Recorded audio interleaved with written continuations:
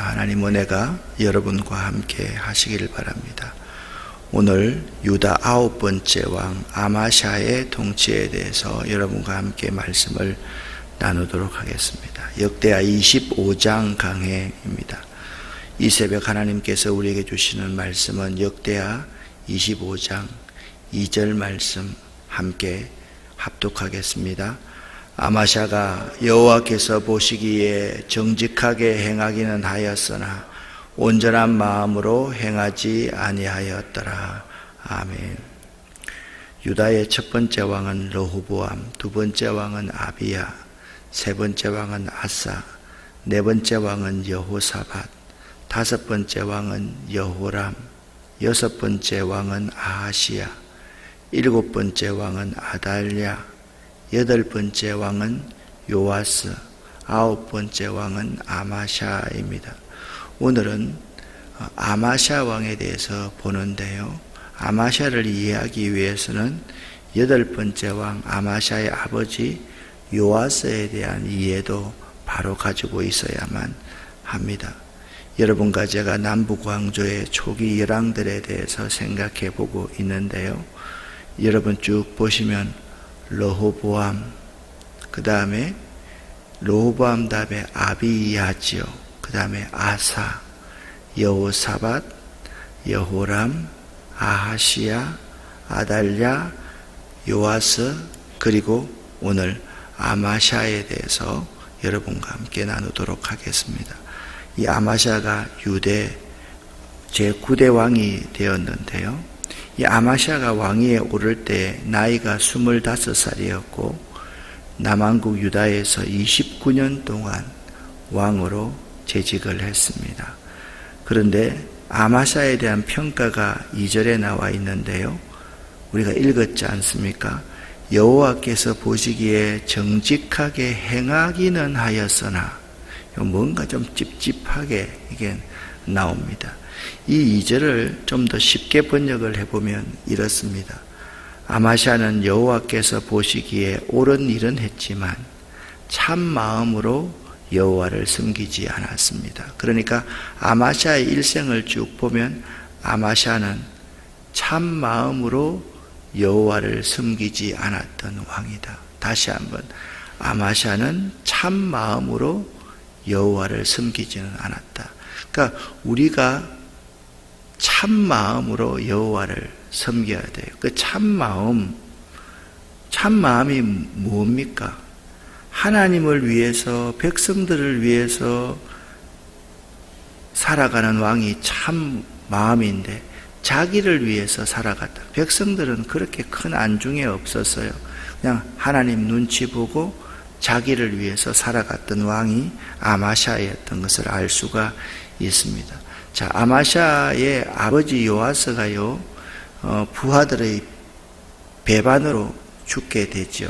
그런데 이 아마샤가 그의 나라가 굳게 서자마자 그의 부왕들을 죽인 신하들을 다 죽여버립니다. 그러니까 그가 왕권이 그에게 장악되자마자 그의 아버지를 죽였던 신하들을 다 죽여버립니다. 그런데 또 여기서 보면 아마샤가 하나님을 참 마음으로 섬기지 않았던, 죽이고 나서 그 아들들만 살려주는 거예요. 왜? 성경에 오직 각 사람은 자기 죄로 말미암아 죽을 것이니라 라고 말했으니까 자기 죄, 자기가 지었던 죄만 받고 그 아들들은 죽이지 않겠다. 그래서 아들을 죽이지 않았던 것이죠. 오늘 25장을 강의하는데요, 24장에 보니까 그의 부왕이었던 요아스가 어떻게 죽었는지에 대해서 나옵니다. 요아스가 아람 나라와 전쟁하는 가운데서 큰 부상을 당했습니다. 큰 부상을 당하자 그의 신하들이 요아스 왕을 그의 침상에서 쳐 죽였다, 그렇게 말을 하고 있는 거죠. 그러니까 요아스가 죽고 나서 9대 왕 아마샤가 되고 난 이후에도 그의 부왕을 죽인 자들이 그의 궁중에 있었던 겁니다. 그리고 나서 아마샤가 왕이 되자마자 에돔을 정벌할 계획을 세웁니다. 아마도 에돔을 정벌할 계획을 세운 것이 자기 왕권 강화를 위해서, 국민을 통합시키기 위해서. 참 중요한 것은 전쟁이거든요. 전쟁이 일어나면 온 국력을 그 전쟁에다 쏟아야 되기 때문에 국민들이 통합될 수밖에 없습니다. 그런데 오늘 5절부터 13절까지인데 여기 7절부터 제가 이제 적어 놓았는데요. 5절, 6절에 이런 이야기가 나옵니다. 아마샤가 자기 유다 나라의 군사들을 다 정비해서 에돔 정벌하기 위해서 나섭니다. 그리고서 아마샤가 하나님께 묻지 않고 이런 행동을 합니다. 어떤 행동을 하느냐? 북왕국 이스라엘에서 용병으로 100달란트를 주고 용병으로 사람들을 사서 함께 전쟁을 하려고 하는 거예요. 그랬더니 어떤 하나님의 사람 한 사람이, 이름을 모르는 하나님의 사람 한 사람이 아마샤 왕에게 와서 이렇게 말합니다. 이스라엘 군대와 함께 가지 마옵소서. 이스라엘 군대와 함께 가시면 왕이 열심히 전쟁하여도 적군 앞에서 죽을 것입니다. 하나님은 능히 돕기도 하시는 하나님이고 능히 패하게도 하시는 하나님이십니다.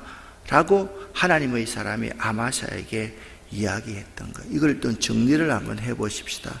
어떤 하나님의 사람이 아마샤 왕에게 이스라엘 군대와 함께 가시면 안 됩니다. 하나님만 의지하셔야만 합니다.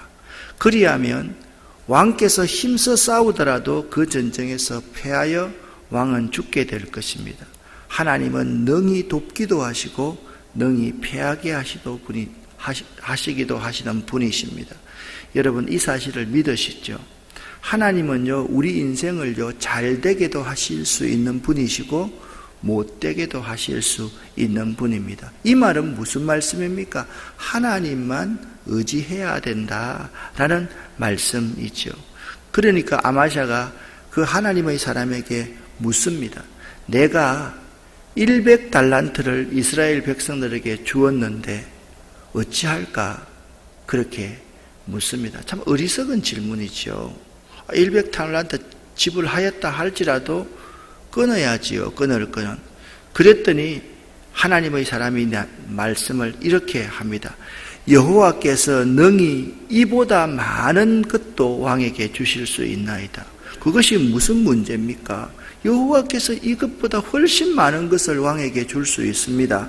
그러니까 아마샤가요, 이제 북왕국 이스라엘의 사람들을 에프라임 사람들이다, 그렇게 이야기하잖아요.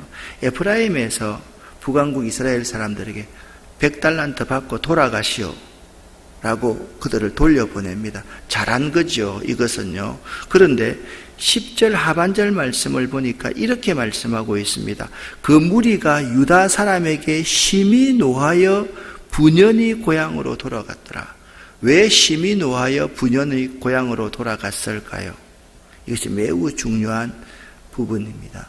여러분, 그들이 100달란트를 받고 유다의 전쟁에 용병으로 참여했지만 이 100달란트는 기본급이에요, 기본급. 전쟁에서 이기고 나면 반드시 뭐가 있어요? 전리품이 있잖아요, 그죠? 엄청난 전리품을 얻어야만 되는데 그 전리품을 얻지 못하고 돌아가라 하니까 이들이 심히 노하여 분연히 고향으로 돌아갈 수밖에 없었던 것이죠. 여기서 하나 정리하고 지나가십시다. 하나님의 말씀을 믿느냐, 아니면 돈과 권력에 얽힌 인간적인 관계를 신뢰하냐, 이것이 매우 중요합니다. 우리는 마땅히 하나님의 말씀을 믿어야지요. 그런데 이게 옳은데 돈과 권력에 얽힌 인간적인 관계를 신뢰할 때가 참으로 많다라는 거죠. 여러분, 아마샤가요, 처음에 에돔 정복 전쟁을 시작할 때 하나님께 물었어야만 했습니다. 자기가 일을 다 벌려놨고 나서 하나님의 사람이 와서 이 일을 제기하니까 그때서야 자기 마음을 돌이켰습니다.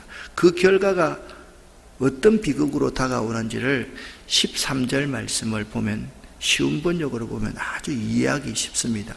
그 무렵 아마샤가 전쟁에 데려가지 않고 되돌려보낸 이스라엘 군대가 유다의 마을들에서 노략질을 하고 있었습니다.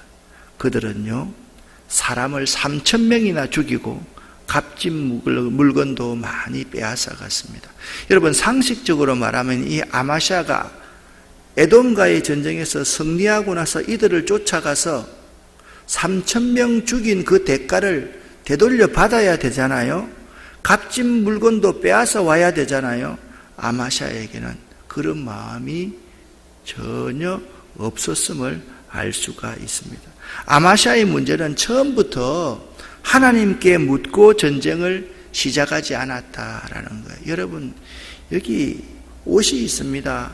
이 옷의 가장 중요한 것은 첫 단추가 중요합니다. 첫 단추를요, 이렇게 매버리면 그건 아무리 위에 매무실을 단정히 해도 그 옷은요, 정상적인 내 몸을 아름답게 할 수 있는 옷이 될 수가 없는 거죠. 첫 번에 하나님께 물어야만 됩니다. 이를 다 벌려놓고 하나님께 물으니까 이 엄청난 비극을, 이 전쟁에서 만약 승리했다고 칩시다. 그러면 3,000명이나 되는 유다 백성들은 어떡하고, 그들이 잃어버렸던 그런 모든 재물들은 도대체 어떡한단 말입니까? 우리가 이 사실을 알아야만 됩니다. 참 중요한 것은요, 지도자들이 이걸 잘 몰라요. 자기 정권을 유지하고 자기가 잘 되는 것은 생각하지만 그 백성들, 아래에 있는 그 백성들의 피눈물 흘리는 현실들을 잘 모르는 거예요. 자기가 했던 그 약속을 지키기 위해서, 그 약속이 뭐 중요합니까? 백성들을 위해서 약속하는 거 아닙니까? 그렇지 않습니까? 백성들이 피해가 간다면 그 약속도 거두어 드릴 수 있어야 되는데 지도자들은 이런 걸 하지 못합니다. 아마샤가 그런 사람이었습니다. 여러분, 이 백성들이 엄청난 고통과 죽음을 당한 것입니다. 우리가요, 시작부터 과정, 그 결과까지 하나님께 물어야지 온전한 신앙입니다. 그래서 아마샤를 오늘 이렇게 표현하고 있지 않습니까? 아마샤가 한때는 여호와 앞에 정직하게 행하였으나 그는 온전한 신앙인이 아니었다. 그 말 표현이 바로 이런 표현이죠. 시작부터 묻지 않고 그 과정, 그 결과에 자기 스스로가 도취해 있는 것이죠. 여러분, 이 아마샤가요, 에돔과의 전쟁에서 승리합니다. 근데 승리하고 나서 어떻게 되는지를 한번 보시기를 바랍니다. 아마샤가요, 에돔 사람들을 죽이고 돌아올 때 에돔 사람들이, 에돔의 수도가 세일이거든요. 그러니까 에돔 하면 세일산에서 사는 사람들, 세일 자손들의 신들을 가지고 와서 자기의 신으로 세우고 그것들 앞에 경배하며 분향합니다. 정말 어리석지요. 여러분, 아마샤가 어리석어요, 어리석지 않아요? 어리석잖아요. 근데 이 어리석음이 있잖아요, 우리에게도 그대로 있어요. 하나님이 우리에게 물질의 축복을 주시잖아요. 건강의 축복을 주시잖아요. 자녀의 축복을 주시잖아요. 그러면 물질의 축복을 주시면 하는 말이 이렇게 말합니다. 교회 섬기려고 하면 돈이 좀 있어야 돼. 돈 없으면 교회 못 섬겨. 돈 없어봐 얼마나 무시당하는데. 이게 세일 사람들이 섬기는 우상과 똑같습니다. 자녀들이 있잖아, 좋은 대학, 인류대학 가야지 사람들한테 인정받고 살아. 인류대학을 나와야지 하나님 영광 돌리지. 이런 행동을 우리가 그대로 하고 있다는 거죠. 이런 아마샤의 행위에 대해서 15절에 이렇게 말합니다. 그러므로 여호와께서 아마샤에게 진노하사 한 하나님의 사람을 보내어서 말합니다. 저 백성의 신들이 그들의 백성을 왕의 손에서 능히 구원하지 못하였거늘 왕은 어찌하여 그 신들에게 구하나이까? 라고 말을 합니다. 그런데 그렇게 말하면 아마샤가 돌이켜야 되잖아요. 아마샤는 이미 교만한 사람이 되어 있었습니다. 예언자의 말이 끝나기도 전에 아마샤가 이런 무례한 말을 합니다. 우리가 언제 너에게 충고할 수 있는 권리를 주었느냐? 죽지 않으려거든 입 닥치고 가만히 있어. 이렇게 말을 합니다. 예언자가 무서웠던 갑습니다. 잠시 그쳤다가 다시 말합니다. 왕이 내 충고를 귀담아 듣지 않는 것을 보니 하나님께서 왕을 멸망시킬 것입니다. 이렇게 말해야 될 건데 하나님께서 왕을 멸망시키기로 작정하신 것 같습니다. 라고 두려운 마음으로 이렇게 말을 합니다. 자, 에돔에서의 전쟁은 승리했습니다. 그런데 전쟁에 승리하고 나서 그는 이렇게 고백합니다. 내 힘으로 이 전쟁을 이겼어. 그리고 그들이 얻었던 모든 전리품들, 노예들을 자랑하는 사람이 되었던 것입니다. 아마스야 왕은 매우 어리석은 행위를 또 합니다. 어떤 행위를 하는가? 아마스야가요, 유다의 오므리 왕조를 무너뜨렸던 예후 있지 않습니까? 이 예후의 손자 요아스 왕에게 자, 한번 만나서 겨루어 보세 라고 싸움을 요청을 합니다. 여러분, 남북 왕조의 초기 열왕들을 여러분 잘 보시면 지금 여기에 아마샤가 있습니다. 구대왕이라고 말씀을 드렸습니다. 이 아마샤가 예후의 집에 손자였던 이 요아스 왕에게 갑자기 전쟁하자고 하는 거예요. 그랬더니 이 요아스 왕이 아마샤 왕에게 답신을 보내어 왔습니다. 우리 레바논에 가시나무가 있는데 이 가시나무가 백향목 나무에게 자, 여기 네 딸을 우리 집에 며느리로 보내라. 그러면 백향목 나무가 가시나무와 결혼할까? 그렇게 하면서 레바논에 있는 한 덜 짐승이 가시나무를 짓밟아 버렸다 라고 말을 하면서 네가 에돔을 물리쳤다고 해서 교만해진 것 같은데 허풍 떨려거든 집에서 가만히 앉아서 떨거라. 괜히 나에게 싸움을 걸어서 재앙을 부르지 말아라. 그랬다가는 네 유다가 망하고 말 것이다. 자, 그 정도 하면 말을 들어야 되잖아요.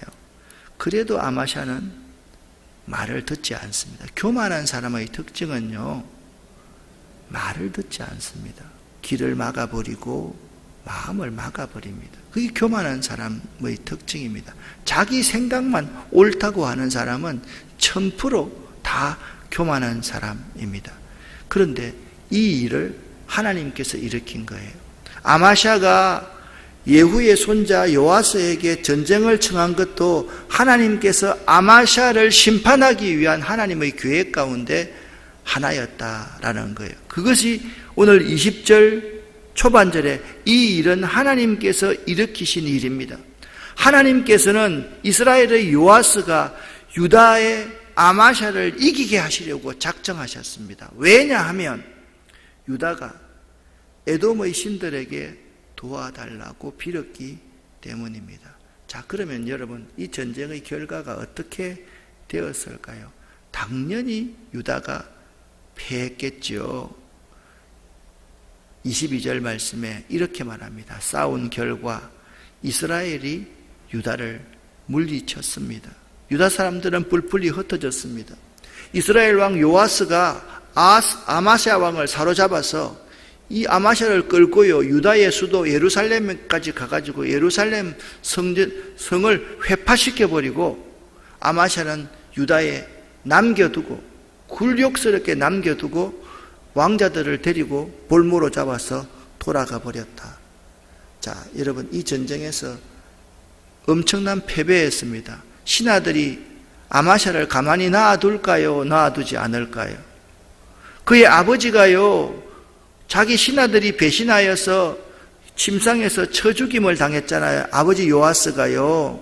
그런데 자기도 그렇게 당해버립니다.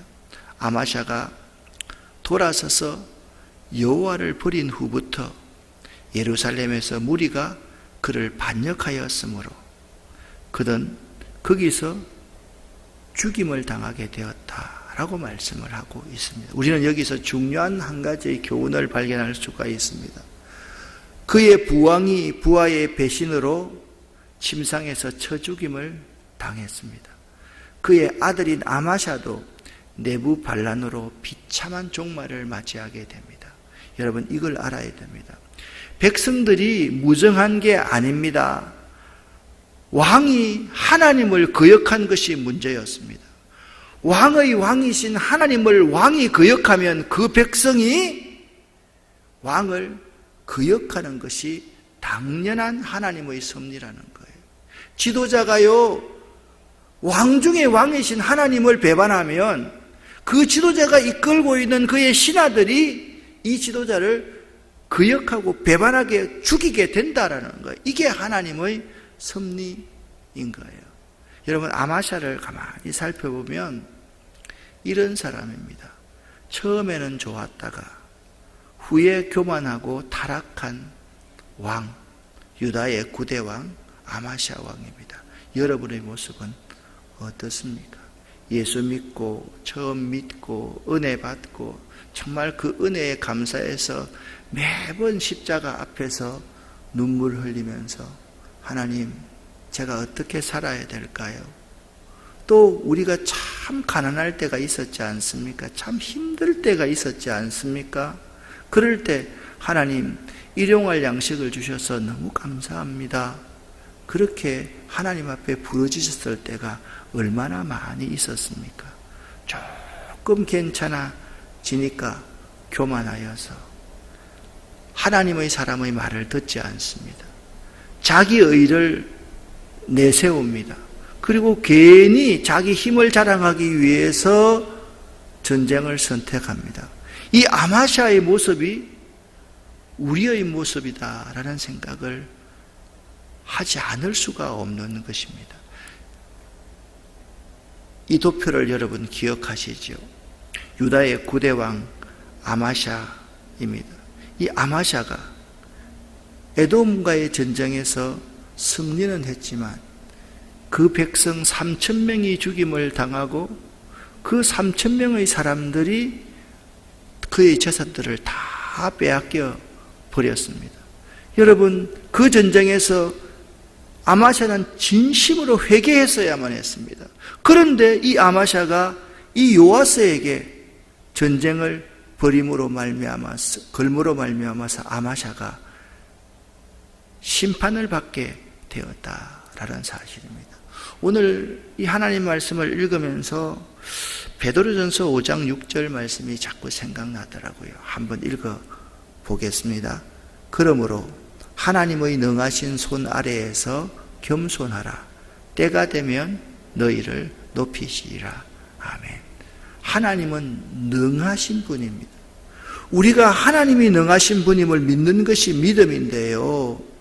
처음 시작할 때 겸손했으면 과정 가운데도 겸손해야 되고 결과를 얻었을 때도 하나님께만 영광 돌리는 겸손한 삶을 살아야만 되는 거예요.